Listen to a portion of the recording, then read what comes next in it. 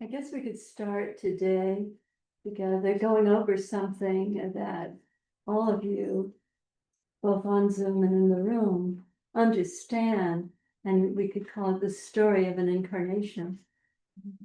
It's like most all of us in here have read some of the accounts for what I think it was Michael Newton's book, Life Between Lives, where apparently there is a consideration for an incarnation and the choosing of conditions and parents and so forth.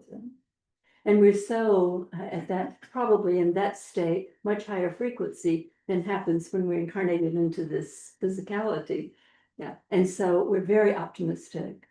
And so we choose, apparently, this is the story. We choose a family, we choose a mother, a father, sisters, brothers, conditions, a geographical location, all of that. And then we are born into that. And pretty quickly after that, maybe with the bright light of the delivery room or the pulling out by a midwife who doesn't know her business, and we are like, oh shit, where am I? What have I done? Right? We're like, now this is it, really? And this is the way it's going to be. And so with that, the veils of forgetting, and again, this is the story, uh, fall into place. And we don't remember our choicefulness, our volition, our commitment, our yeah, our choice to incarnate and in this way and in this family and with these conditions. So then it's sort of game on. I was speaking to somebody earlier today about whether or not we, apparently the theory is that we come in with our Enneagram, we for sure come in with the astrology, with the human design at that moment of birth where that kind of information that is the cosmos is downloaded into the physicality of this young body. So we come in and we think, and like I said, can I change my mind now? Yes. Excuse me for a minute. Sorry, I made the wrong choice. So we have this, and now we are caught in the 3D reality, and it has a particular frequency, and that frequency is best pointed to in the garden story, where we fell out of our hearts and into our mind, and the mind is a polarity of good and bad, right and wrong, right? And the condition of that underpins that is fear. So now we have conditions. We were very optimistic on the other side, having chosen this incarnation and these parents. We were like, Pollyanna, right? Yeah. Like, oh, this is a good idea.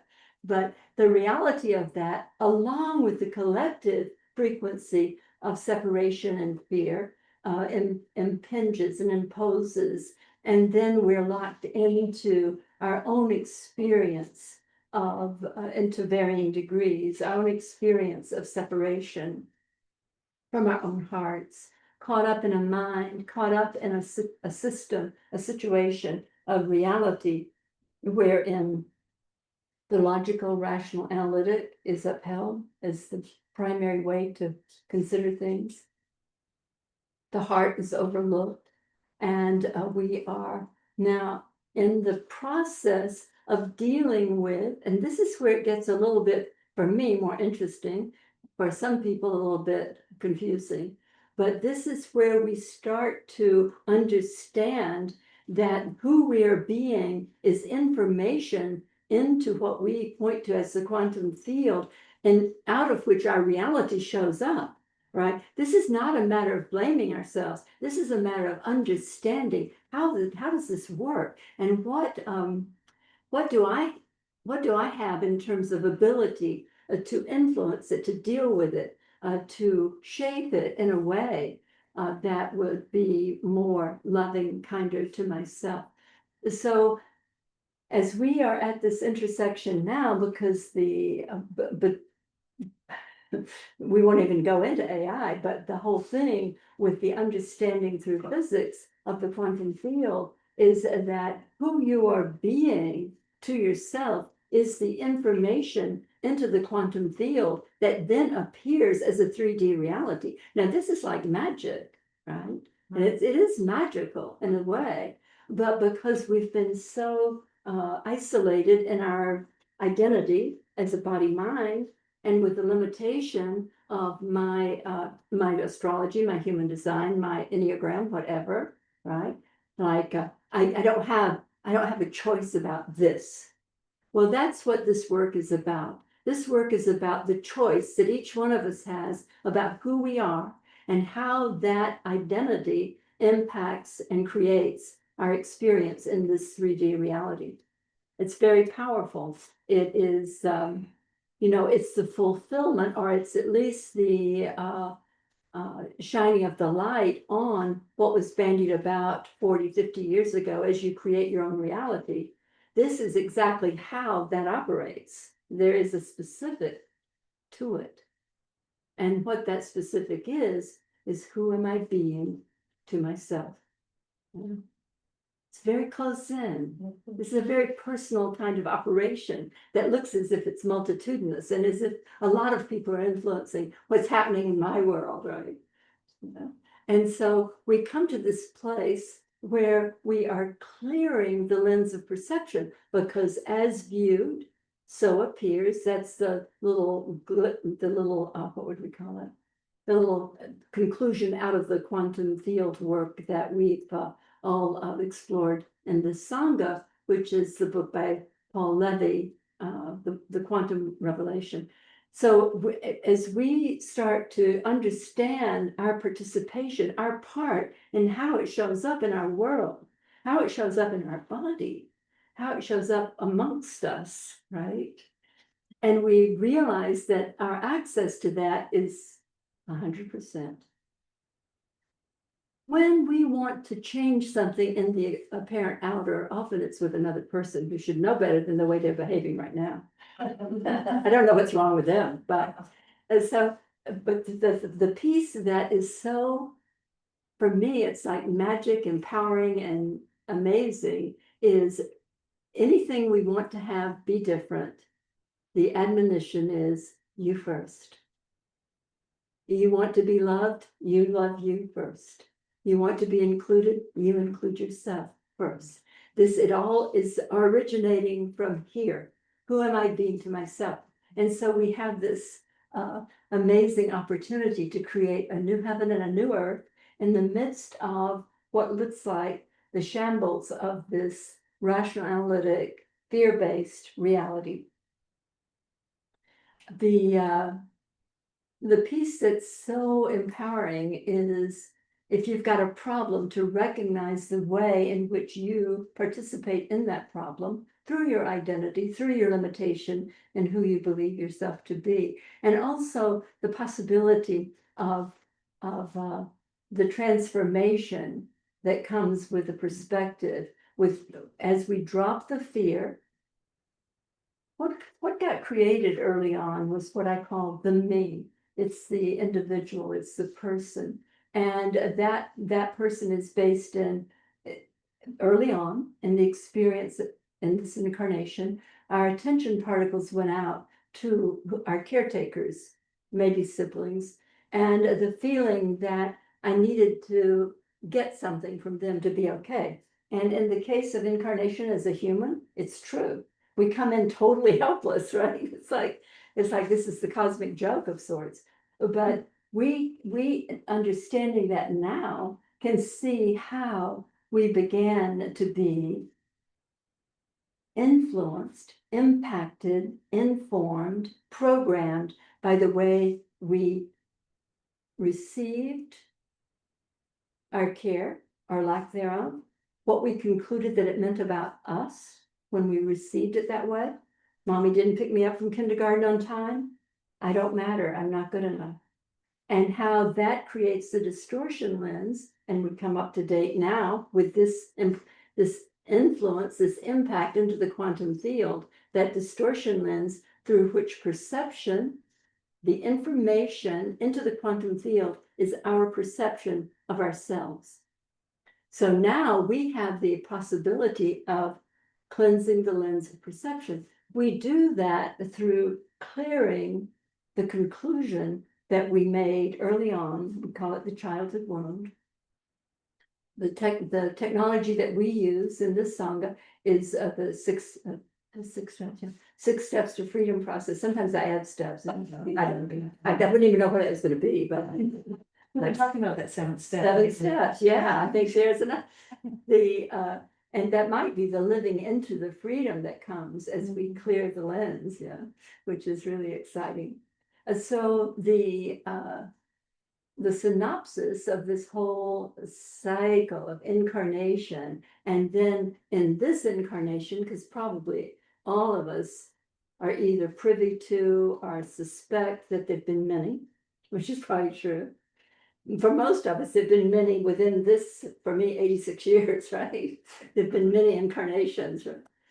So there are all of these identities, all of these stories.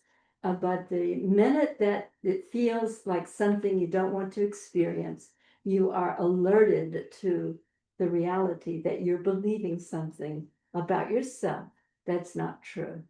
So with that that's a little check mark. It's like, get your attention. I'm triggered. That's the attention getter. And out of that, to really take a look at what you have participated in creating the distortion lens. Is this making sense to everybody?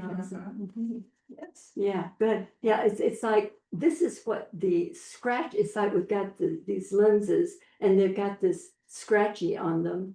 And it's like, I don't matter, I'm not important. And now what we see is informed by that conclusion. The field is showing up that way, right? You know, it's like, and working with people with this version of how things work, it'll often be responded to like, well, Polly, I can prove it. I mean, this really happened. I'm like, hey, I know it did, right? It's like, yeah, but it's the experiencer for whom it happened. Because without that distortion lens, your experience will be different. Your world will show up differently. So we have this opportunity to clear the lens of perception, right? It was through a glass darkly. Perception is blurred, it's limited. And now it's face to face with me, the one I am, my connection to the field out of which everything arises. And how it arises for me is 100% dependent on who I take myself to be. Whenever I'm suffering, if I'm triggered, then I have access to cleansing another part of the lens. For some of us, there may be persistence with that conclusion. It may show up over and over. And it's just to continue the work. This is what we're cleansing, what we're clearing is multiple incarnations of distortion. So we are here to shift reality by no longer believing that the external is the cause of my experience. That external can be this body, this mind, these circumstances, this amount of money, that lack of friendship. It can be all of that. But that is through the lens darkly. That is the distortion. And so we move into an experience of freedom. And from that place, who I am being to myself.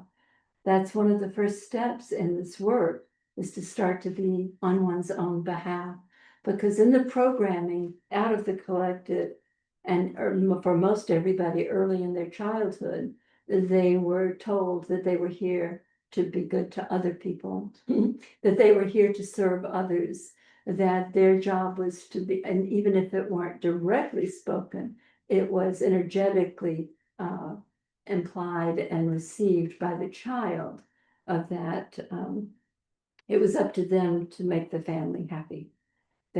And so we self-abandoned. Our attention particles went away from ourselves and into the conditions of the nuclear family or the expanded family, whatever it was.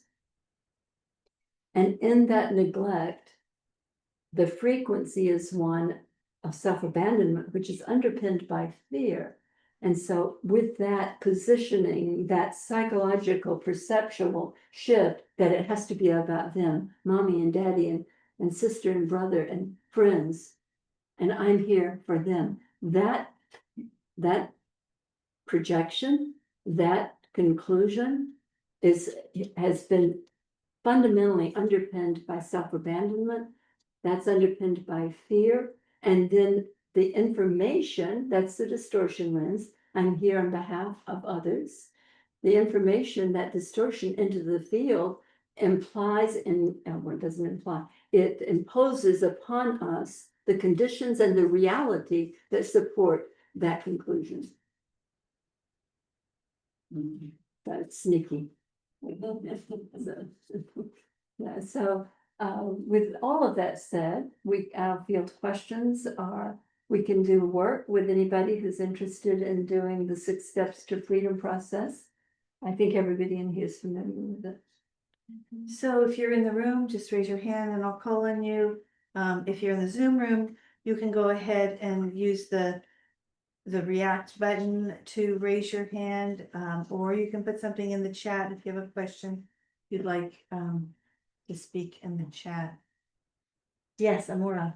So Polly, I have a question about clearing the lens. You know, we talk a lot about the distortion Right. field, and I know I brought this up in this room over the years about what Ramdas says to do, which is to love your thoughts, no matter what they are. And I just wanted you to comment on that and see it as a vehicle to burst through the distortion field. Right, well, typically our thoughts are self-judgments. And so the clearing of those would be not to, at least not be in resistance. Right. So the idea that to love what you think, I would go more towards Byron Katie's work and say to at least question it. Is it true? Right. The loving oneself is a kind of slippery slope, because we have been so collectively conditioned into believing that we should put other people first, right?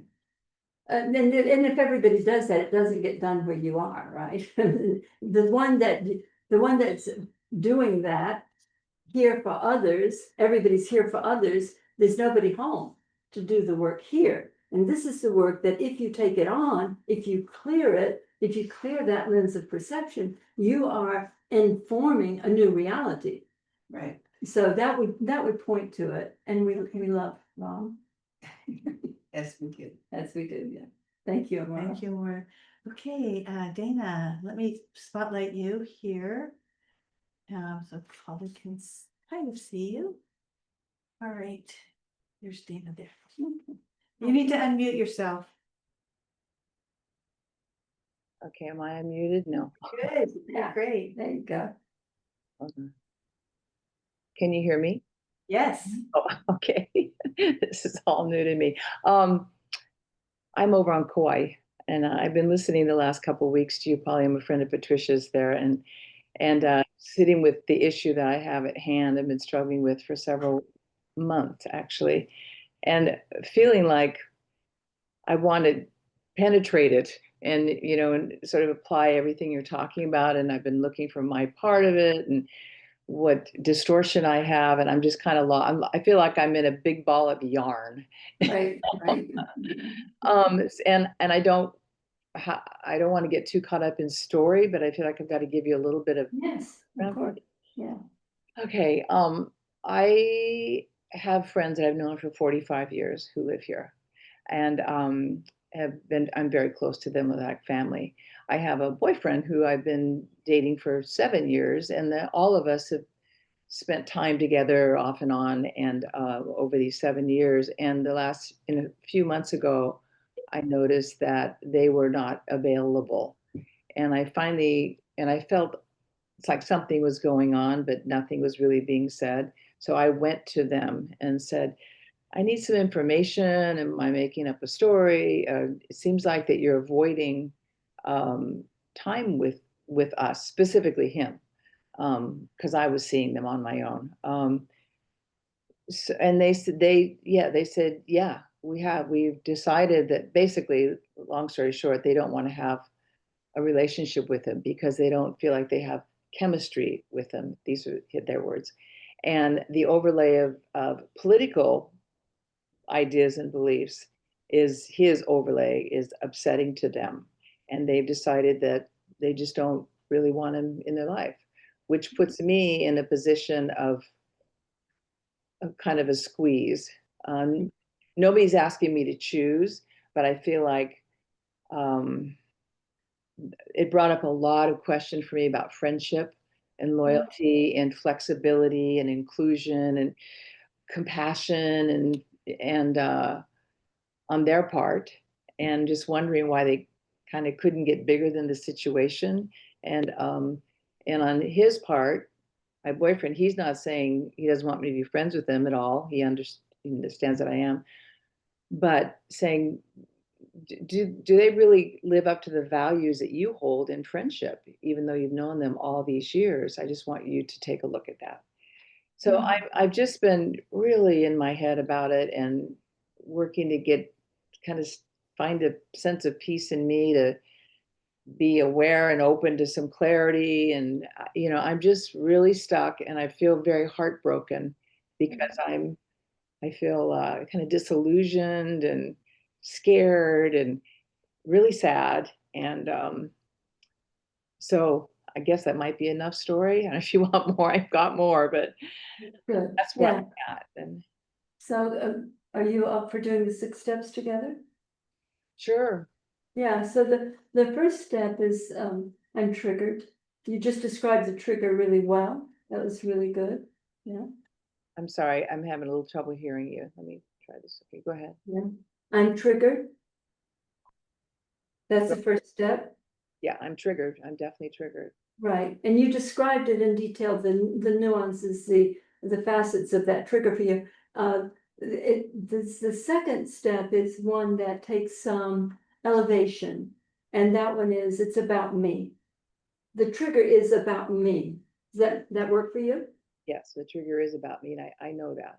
Yeah, good. Okay. The third step is what are the feelings? You mentioned some of them at the end there, but just to express your feelings, the feeling words that match what's going on with you with this trigger.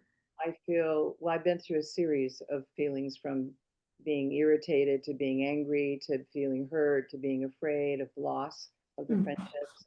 And also, I feel disrespected. I Right. feel like kind of invalued, um, kind of invisible to, that word comes up. Yeah. Yeah, Very with sad. those are really descriptive words for the feeling state of this trigger experience.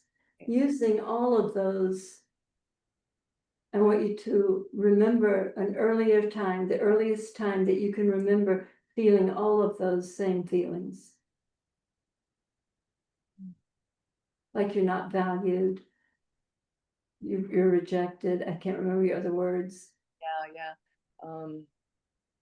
In the best of all possible worlds, Dana, it'd be before 7, but it may not be before 7. It may be later than that. But Well, experience that you had where the feelings were the same. yeah, some of them I can definitely attach to it, but I had a 5-year-old experience that's been really instrumental in a lot of my personal work. It comes up. Right.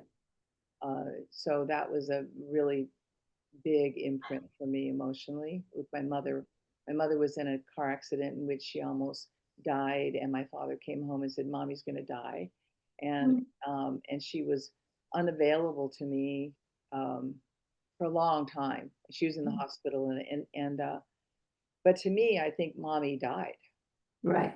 and and so I made some decisions then. I was a week before my 5th birthday. Um, so that it comes up a lot. So not all of the words that I expressed to you, I can't put there, but Right. plenty of the sadness and the loss and the Right. fear and aloneness. Yeah. Mhm. Yeah. Yeah, when that occurred, you concluded something, you just mentioned that you did, you're aware of what it was, but you concluded that it meant something about you. That I'm not important, I guess. Mm. I'm alone and I Mhm. better figure it out. Right, Um, as the youngest of four kids, and the other kids were not around. right, So I'm tough. I can do this. Um, I'm kind of, I got to go it alone. Maybe that's Right. that's something right. that, you know. Mhm. Um, uh, and the fear is so deep. The scary part of losing mom. I Mhm. just, I think I just turned somehow. I just made that mean something about me. Right. You know that I'm confused and trying to find words for it. But Mhm. that's you know that's probably my first trauma in my life. Mm.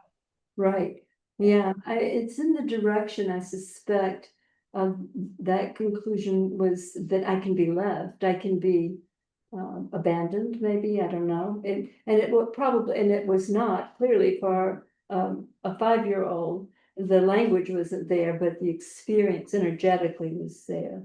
I'm not safe. Exactly, yeah. I can be abandoned, and that's another That's not, theme that's in my life. Yeah. yeah, yeah, yeah. So when that got installed, that conclusion, I can be abandoned, I can be left, then that's what got repressed. Mhm. But that information, that conclusion was what got created on this metaphor that I'm using on the lens of perception.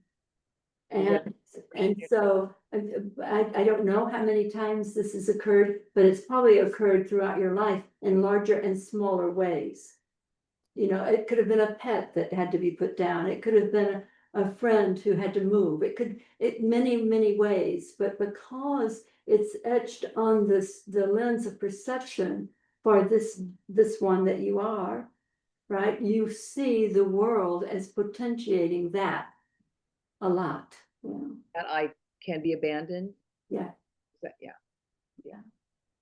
Yeah, and yes, I've had that reoccurring feeling through Right. losses and Yeah. changes, and yeah, it's Yeah. true. So it's perception. You know, we experience the world as we perceive it, and our perception is information into the quantum field that then shows up. I mean, it's like believe it, hell, I can prove it, right? I gotta let me tell you about. So what the sixth step is you and I together, and with all of our friends here in the Sangha, you and I together shining a bright light of awareness on that conclusion. I can be abandoned. And we're seeing that that was an unavoidable conclusion by a 5-year-old. It's not true because of who you in truth are. So this is a shift. This is a perceptual shift. That distortion lens is falling away, and you're showing up as your true nature, as the awake awareness that I am. I'm the awareness of all this. And even as a 5-year-old, I was the awareness of that situation, that conclusion, that circumstance, right? Yeah. And so forgiveness is when you get that what you concluded could never be true.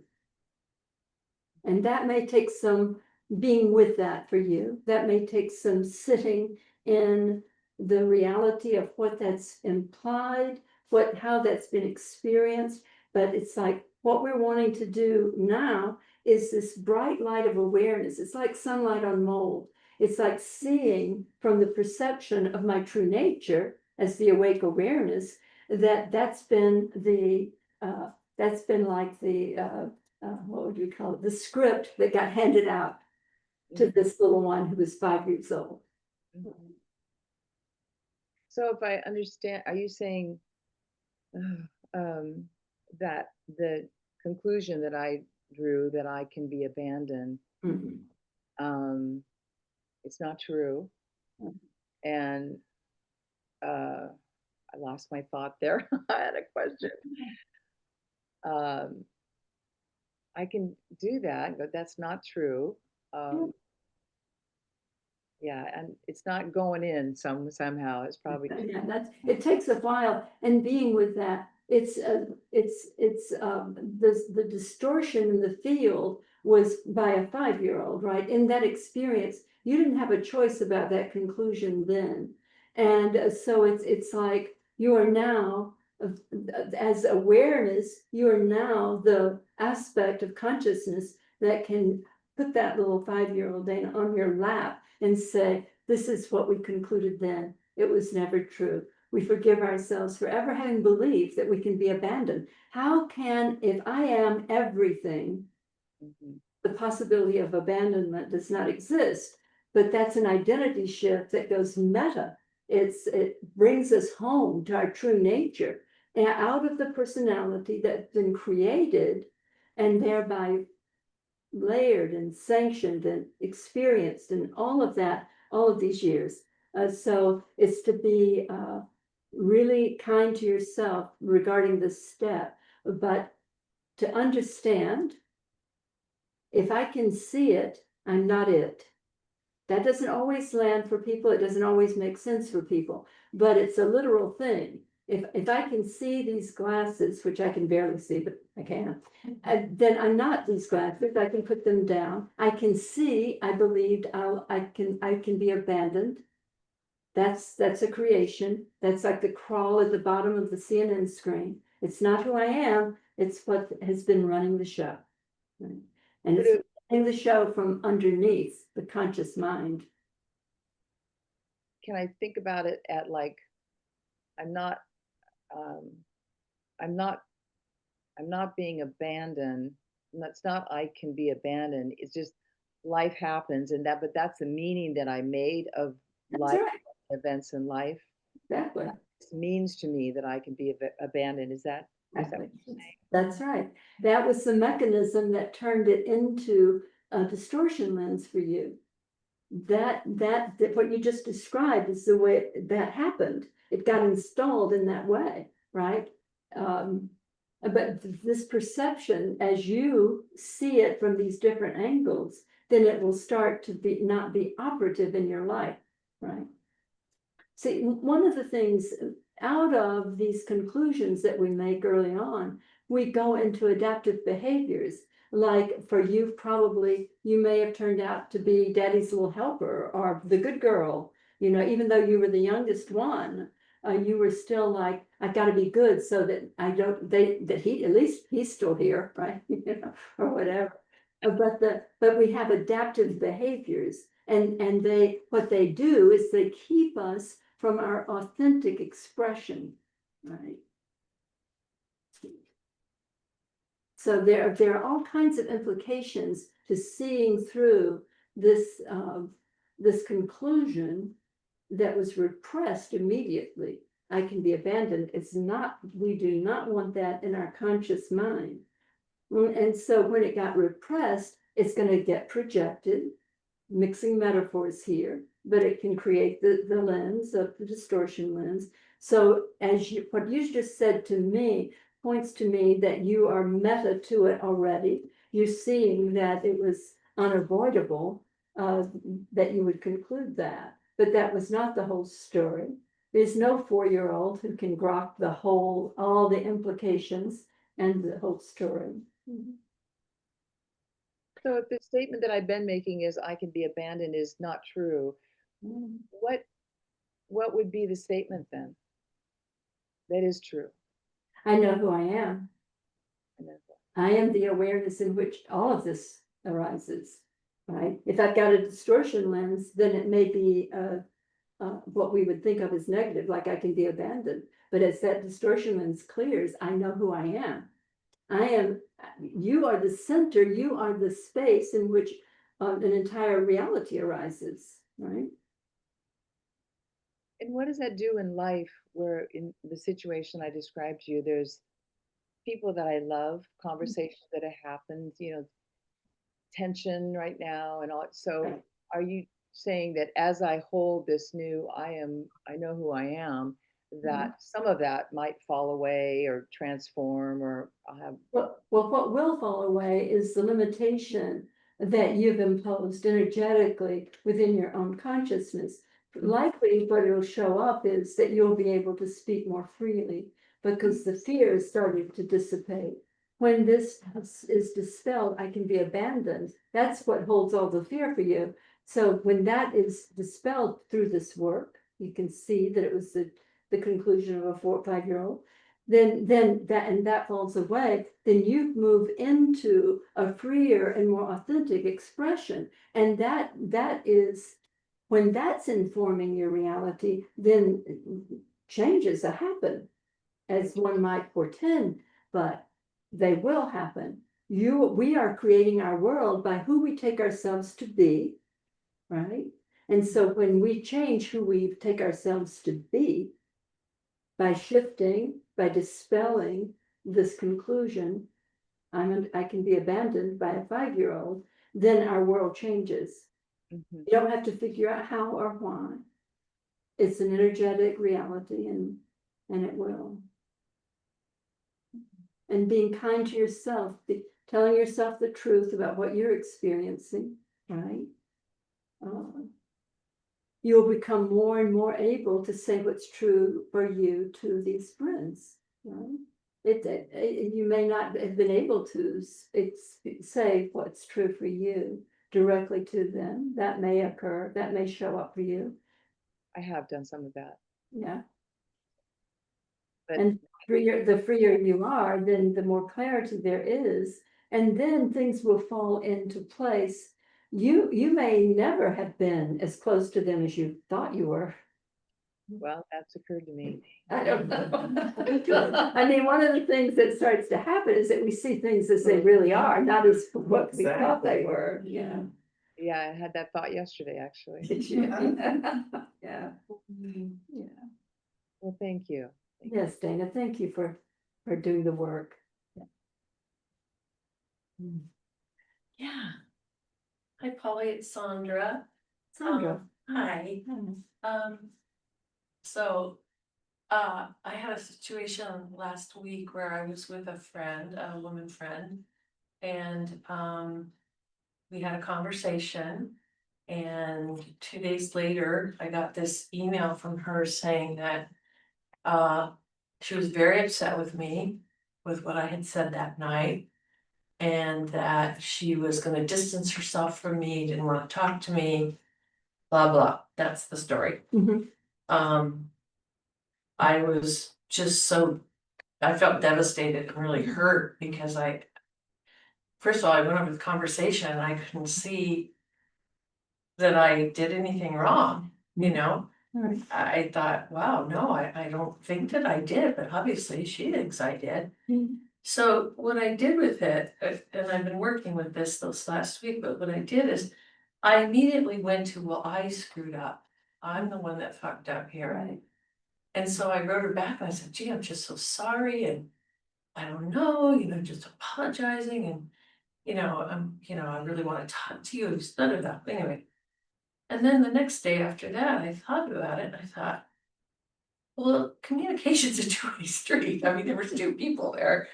And I'm taking 100% responsibility for this.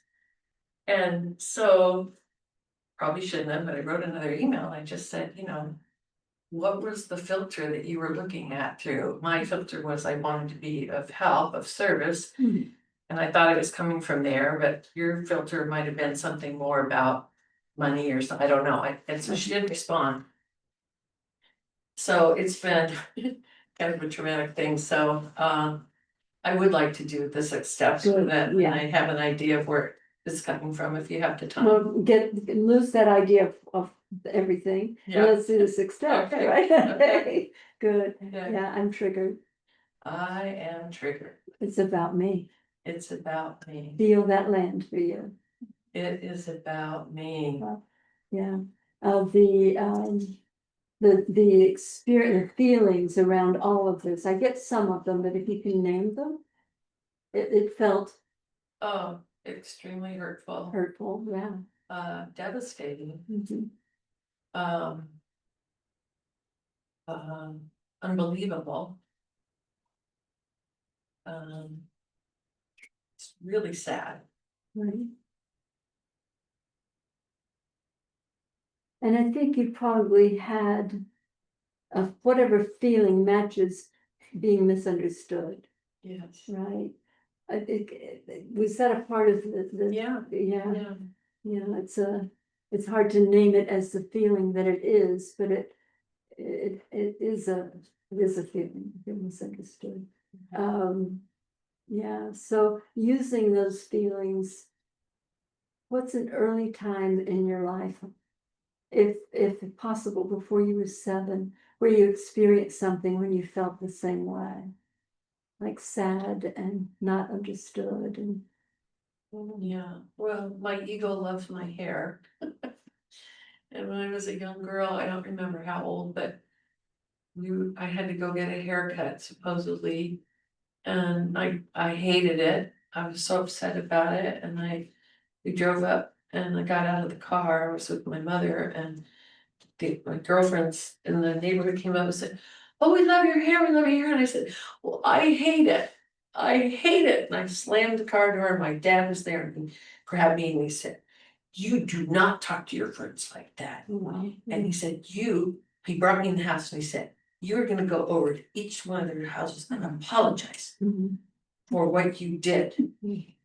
And so, oh, yeah, the message is very clear. Right. You don't matter, your feelings don't That's matter. Everybody else is more Right. important, and that's exactly what I did. Exactly. Exactly what I did, like, I'm wrong, I must have screwed up, well, I don't know what I did, but. So the feeling that came up in response to this interaction with your in quotes friend, is that's exactly what got installed early on. So there's a distortion in it. You've probably had many experiences in your life where you had to take the blame for things, where it looked like it was your fault, Yeah. that you should apologize, or that you should at least explain whatever that was. So when that occurred, you concluded that it meant something about you. Mhm. Are you in touch with that? Yeah, I concluded that, you know, I guess I concluded that even if I think I'm coming from this gracious space, that I must not be, because this is what happened. Somebody saw me in a totally different light Mhm. than I saw myself. Right. So I must just be an awful human being. Inherently, right? Yeah, You're inherently awful or unkind and you are in a mystery about it, like you don't even know how not to be that way, right? yeah. Right. So the conclusion was that I'm unkind, I'm bad. What? The conclusion is just that, you know, that I screw up. Mhm.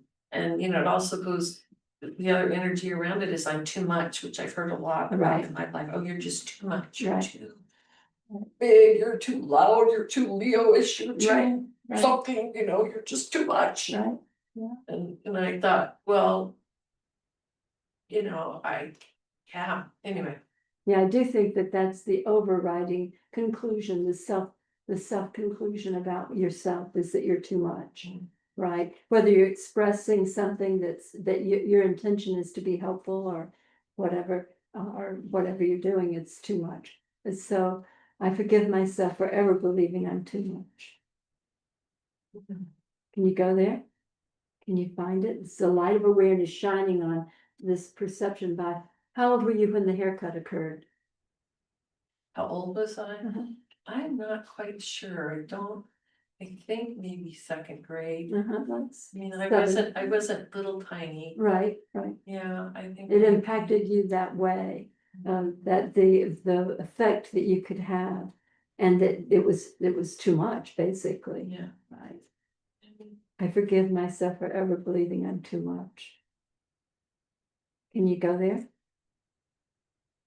Can you see that that was never true?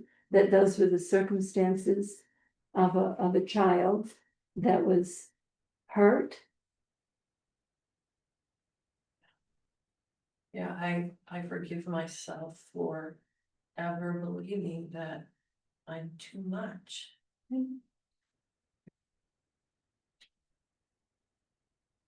I am the space in which realities arise. That's beyond too much, by the way. That's everything. Nisargadatta said, when I know that I am everything, that is love. So it's, so in this instance, with this communication thing, your self-forgiveness in this way, this allowing this field to be open and to notice what your motivation is, if you need to say one more thing in explanation, Absolutely. and to give yourself the treat of not saying it. Right. Yeah. So what happened after it is I really just did some really deep work, been meditating, thinking, listening to certain things and Mhm. really going into some of these places and releasing and crying and doing all this work. And then I came to, well, it's okay. If I never talk to her again, it's okay. Right. Even though it's okay. I finally said it is okay. And then I got an email within about 24 hours of that saying, now she does want to talk to me. So, but I needed this, so thank you You so much, did. because I Yeah, you need to be clear, you need in to a be on very your own different behalf. space when I talked to Absolutely. her than I Right. was. Yeah. That's right. Seeing through the distortion field puts us in a position of inauthenticity. We Yeah. can't be, authentic. We can't be self-expressed because we are seeing everything through that conclusion. I'm too much. It was my fault. I did it wrong. And then there's no hope for a clear communication or connection. So most of the time, all of us are doing connection and relationship through shared victimization or some kind of agreement around being a victim of something or someone. Thank you, Sandra. Can I add something that I heard that you said, you're the second grader had this haircut, she didn't like Can you it. speak a little louder so people Sure. can hear you? The- And we just have a 2 minutes The before. second grader had a haircut, she didn't like it. And she was just expressing that she didn't like it, Hated it. hated it, she hated it. And you were being authentic in that moment. And then it was when your dad said, no, like you can't do that, you can't be that. That's where I felt the injury came, was when you were being authentic and you weren't allowed to be, so that made you feel like you're too much, but you were just sharing how you felt about your own haircut. Too much or not enough. Right. Both sides at that point. Right. Too much or not enough. Yeah. Just beautiful who you are, Well, nearly always the childhood experience is through a distortion lens. Like that. Thank you so much. Okay, it's at the bottom of the hour now. Thank you so much, Polly, and thank you everybody who Thank you. shared. We're going to make a silent shift into meditation. So if you want to have conversations, please go outside. Yeah, there is a bathroom here, and we will begin shortly.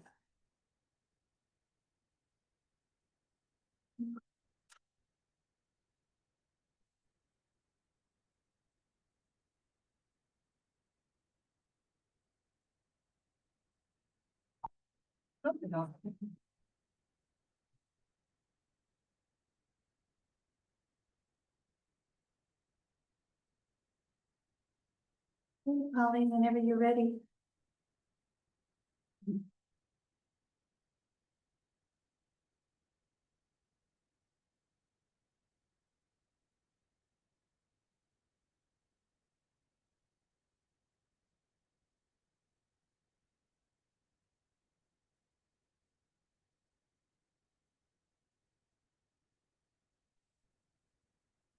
When we close our eyes, we block out the projected reality and go inward, coming home to the awake awareness, the field out of which everything arises. We might call it the quantum field as we're starting to learn more about the intersection of consciousness and quantum. So we do this now, and in the exploration of this inner planes, we can allow, perhaps something came up during the satsang about identity, about perception, about personality, and we can start to see things in a much more fluid way and realize that nothing's written in stone, not even whatever is going on in this body. This body is a part of the projection of the 3D reality.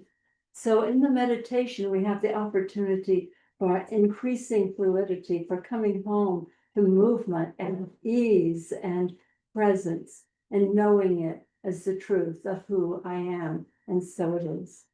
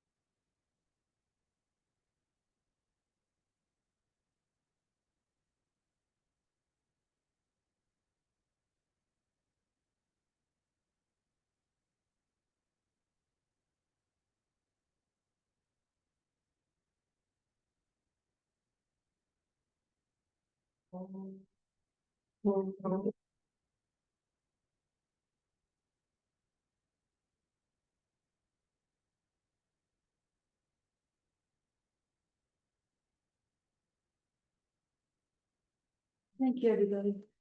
Thank you, Robert. Thank you. Thank you, Robert. Robert.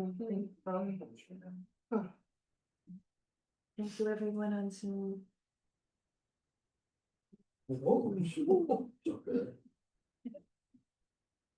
Is that okay? Robert's claiming that. Yeah.